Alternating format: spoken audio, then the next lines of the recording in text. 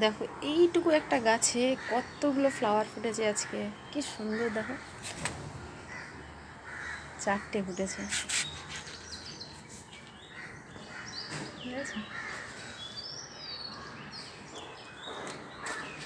আর এইখানে একটা লাল ফুটেছে। কটা লঙ্কা হয়েছে দেখতো, 1 2 3 4টে লঙ্কা হয়েছে।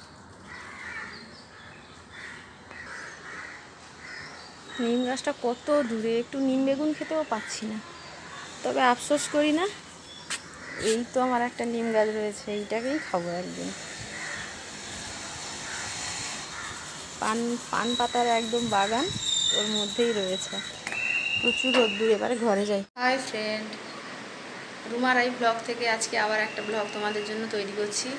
খুব গরম পড়েছে, আর পারছি না, কোনো রকম একটা ব্লগ তৈরি করব। অনেকটা বেলা হয়ে গেছে, এখন কিছু একটু খেয়ে নিই, দেখি কি খাওয়ার আছে আজকে। সব দিকে দরজা জানলা প্রায় লাগিয়ে রেখেছি, খুব গরম। তো এখন রুটি খাবো। রুটির সঙ্গে কি খাবো দেখি, ফ্রিজে কি আছে। আজকে কিছু বানাইনি, এত গরমে আর পারা যায় না বানাতে। এই যে ফ্রিজে লাড্ডু ছিল, লাড্ডু বের করে নিয়ে আসলাম, রুটি আর লাড্ডু দিয়ে এখন খেয়ে নেবো। খাওয়া নিয়ে কথা, কি খেলাম না খেলাম এত চিন্তা করলে হবে না, তাই না বলো? পেটটা ভরে গেলেই হলো, ব্যাস, আর কি চাই। আসলাম এবারে রান্না করব বলে। আজকে একটা রান্না করব, এই যে ব্রকলি, গাজর, আর এটা হচ্ছে বেবিকর্ন, ঠিক আছে? বেবিকর্ন দিয়ে রান্না করবো, টমেটো, আর এটা হচ্ছে পেঁয়াজ গাছ, পেঁয়াজ কলি না, পেঁয়াজ গাছ। আমাদের এখানে পেঁয়াজ কলি পাওয়া যায় না। আর রান্না করব এই টমেটো দিয়ে টক। আর ব্রকলিটার অবস্থা দেখো, গরমে পুরো আমার মতোই হয়ে গেছে, রং বর্ণহীন। যাই হোক খাওয়াটা নিয়ে কথা। তাহলে এগুলো কেটে নিই, তারপরে আবার ফিরে আসছি। এই রান্নাটা তাহলে বসিয়েই দিই। সমস্ত সবজিগুলো কেটে নিয়েছি, কিন্তু ব্রকলিগুলো খুব একটা ছোটো করিনি, এগুলো তো এমনি ঘেটে হয়ে যাবে। আর কর্নগুলোকে দেখো এইরকমভাবে কেটেছি, বুঝেছো? এইরকমভাবে কেটেছি সব কর্নগুলোকে, ঠিক একই রকমভাবে গাজরটাও কেটে নিয়েছি। ব্যাস, আলু দিইনি, আলু দেওয়া খুব একটা ভালো না। এখানে একটা পেঁয়াজ কুচিয়ে নিয়েছি মিডিয়াম সাইজে, আর টমেটো কুচিয়ে নিয়েছি। ব্যাস, এবার রান্নাটা বসিয়ে দিই। ব্রকলি রান্নাতে একটু তেল বেশি লেগে, তাই আমি এতটা তেল দিয়েছি। তাও দেখবে কীরকম একটা ফ্যাকসা ফ্যাকসা রঙ হয়ে যাবে। তো একটু তেল বেশি না দিলে ব্রকলি বা ফুলকপি কোনোটাই টেস্ট লাগে না। তেলটা আস্তে আস্তে গরম হচ্ছে, গরম হয়ে গেলে একটু জিরে ফোড়ন দিয়ে দেবো, আর একটা এলাচ দিয়ে দেবো। এলাচের মুখটা ফেটে আছে, আর আমি আর ছাড়াবো না, এইভাবে দিয়ে দিলাম। হচ্ছে চিংড়ি মাছ দেবো, চিংড়ি মাছটা একটু বড় সাইজের, এই চিংড়ি মাছটাই দেবো।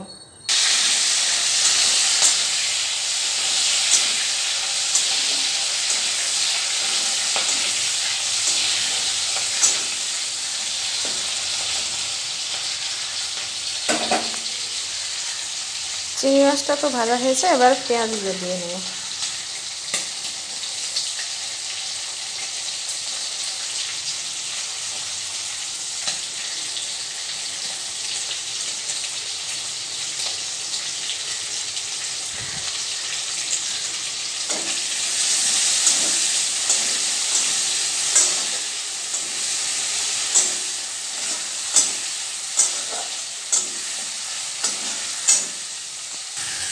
তারপর এর উপরে সবজিগুলো দিয়ে দিই।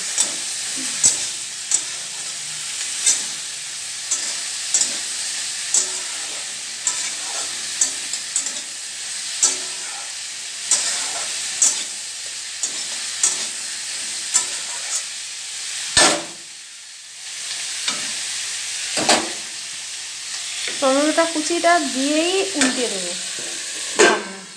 ব্যাস হতে থাক। রান্নাটা নিজের মতো করেই করা ভালো, বেশি রেসিপি দেখতে গেলে প্রায় সবার রান্নায় একই রকম টেস্ট এসে যাবে। একটু কম বেশি হাতের গুণের উপর ডিপেন্ড করে, কিন্তু তুমি হলুদের আগে লঙ্কা দিয়ে দাও, আবার লঙ্কার আগে জিরে দিয়ে দাও, তাতে কোনো সমস্যা নেই। যেমন খুশি মন চায় তেমনি রান্নাগুলো দেবে, রান্না খুব ভালোই হয়। আমার রান্নাটা দেখে সবাই নিন্দাবন্ধই করবে, বলে কীরকম সব উল্টোপাল্টা রান্না করছে। এতে কী হয় জানো তো, টাইমটা খুব সাশ্রয় হয়। তাড়াতাড়ি সব এর উপরে তার উপরে তাপে চাপিয়ে দিলাম, তাড়াতাড়ি হয়ে গেল, ব্যাস। আর কি, খাবো তো সেই একাই, যেমন খুশি তেমন রাঁধো আর তেমনই খাও। চলো দেখি কি হলো, ঢাকাটা খুলে দেখি।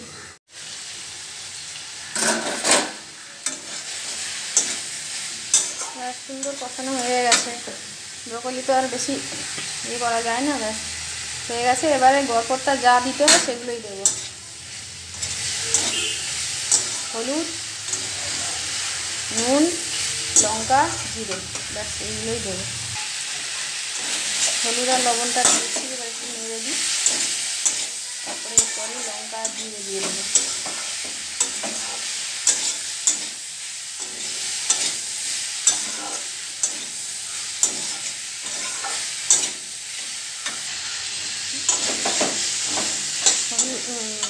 লঙ্কা আর এটা দিয়ে দিয়েছি, জিরেটা একটু নেড়ে জল দিয়ে দেবো।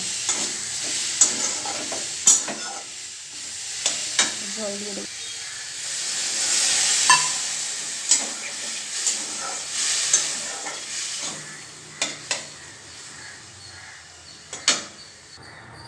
তো তরকারিটা ফোটা চালু হচ্ছে, ফুটছে, তার মধ্যে এবার এইখানে একটু জিনিস আছে, এটা হচ্ছে কি কাসুরি মেথি। এই কাসুরি মেথি একটু হাত দিয়ে ঘষে দিয়ে দেবো। কাসুরি মেথি দিলে সত্যি রান্নাটার টেস্ট সত্যি কয়েক গুণ বেড়ে যায়, আর খুব সুন্দর স্মেল। হাতে যে ঘষলাম না, দুটো কি সুন্দর গন্ধ আসছে। ফুটছে ভালোভাবে, ফুটা চালু হয়ে গেছে, ঢাকা দিয়ে দিই। এখন রান্নাটা কি পরিস্থিতিতে আছে।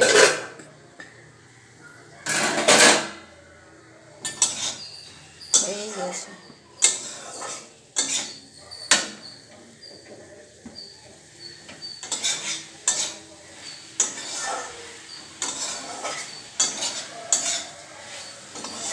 ব্যাস এবার নামিয়ে নেব। তাহলে আমাদের হিজিবিজি রান্নাটা কমপ্লিট। দেখেছো কত সুন্দর দেখতে লাগছে, দেখতে যতটা সুন্দর টেস্টটাও ঠিক ততটাই সুন্দর। তবে এটা হয়ে গেল। এরপরে নেক্সট প্রিপারেশান, এই টমেটোগুলো দিয়ে টক। এখানে 4টে দেশি টমেটো রয়েছে। যদি এই টমেটো দিয়ে টক না হয়, এর মধ্যেও ভেজাল একটা মিশিয়ে দেবো, দিয়ে টক বানিয়ে ফেলবো। তাহলে তোমরা দেখতে থাকো, আমি তত সময় প্রিপারেশান করে নিই। টকের জন্য এখানে মাছটা ভেজে নিয়েছি।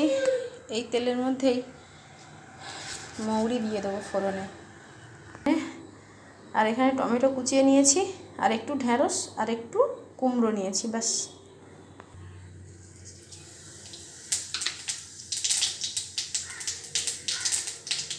এবার এর মধ্যে টমেটো, লবণ আর হলুদটা দিয়ে দিয়েছি।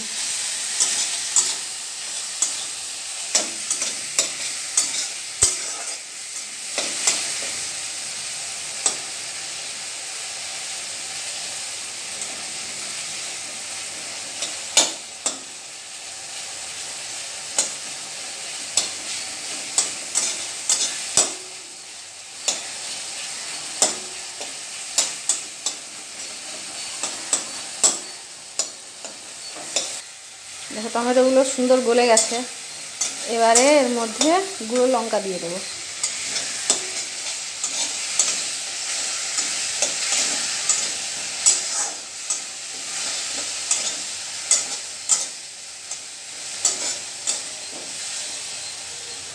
সবজিগুলো দিয়ে দেবো। সর্ষেটা দিয়ে নিয়েছি, এবারে মিশিয়ে দেবো।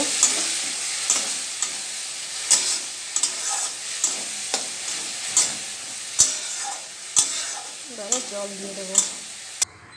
তো ঝোল দিয়ে দিয়েছি, এবার ফুটটা উঠছে আস্তে আস্তে। তো আমি বলেছিলাম যে একটা ভেজাল মেশাবো এর মধ্যে, কারণ ওই 4টে টমেটোতে টক হবে না। ভেজালটা কি বলো তো, এই দেখো, এটা হচ্ছে ম্যাঙ্গো পিকলে, একদমই ছোট্ট পুচকি পুচকি আম, সেই এই যে এইটা দেব।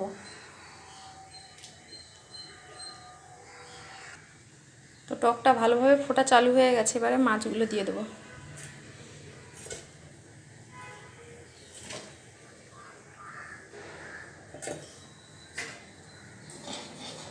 একটু নেড়ে নিই, নেড়ে দিয়ে ঢাকা দিয়ে দেবো।